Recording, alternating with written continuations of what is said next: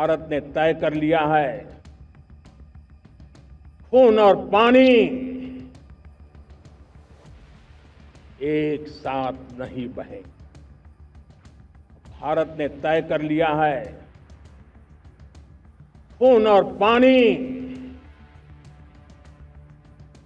एक साथ नहीं बहेंगे। ऑपरेशन सिंदूर नंतर पंतप्रधान नरेंद्र मोदींनी सिंधू जल करार रद्द करून पाकिस्तानची कोंडी केली, तर दुसरीकडे भारताच्या हृदयावर ओरखडा ओढणाऱ्या आणि 26 महिलांचं कुंकू पुसणाऱ्या पाकिस्तान सोबत एशिया कप मॅच खेळण्याला याच सरकारनं मंजुरीही दिली।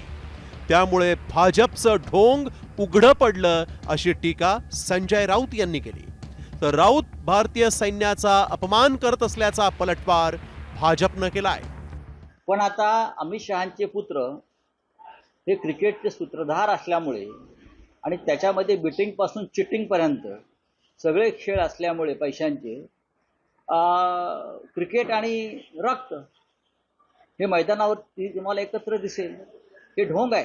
भारतीय जनता पक्षाने त्यांच्या सरकारचं हिंदुत्व आणि राष्ट्रभक्तीचं ढोंग या क्रिकेटच्या सामन्यामध्ये उघडं पडलेलं आहे।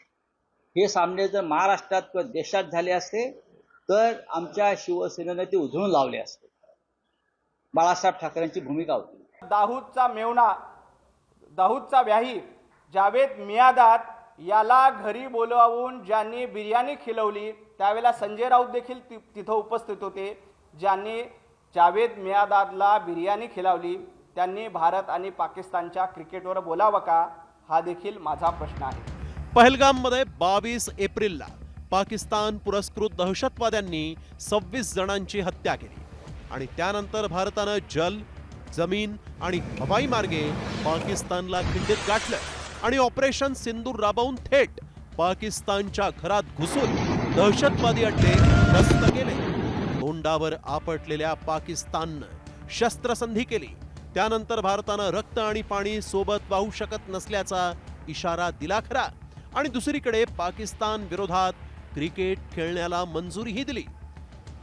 एशिया कप मध्ये 14 सप्टेंबरला भारत पाकिस्तान क्रिकेटचा सामना होणार आहे। या दुबईत होणाऱ्या सामन्यासाठी सरकारनं मंजुरी दिली आहे। त्यामुळे यापुढे फक्त पाकिस्तान सोबत द्विराष्ट्रीय नाही तर बहुराष्ट्रीय सामने खेळण्याची परवानगी देण्यात आली आहे।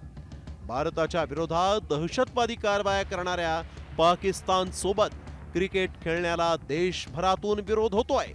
त्यानंतरही मोदी सरकार क्रिकेट खेळवण्याचा घाट का घालतीये असाच प्रश्न निर्माण झालाय।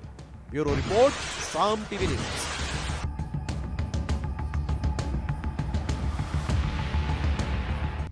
आता isakal.com आहे देशातील नंबर 1 ची मराठी न्यूज वेबसाईट। प्रत्येक अपडेटसाठी isakal.com ला नक्की भेट द्या।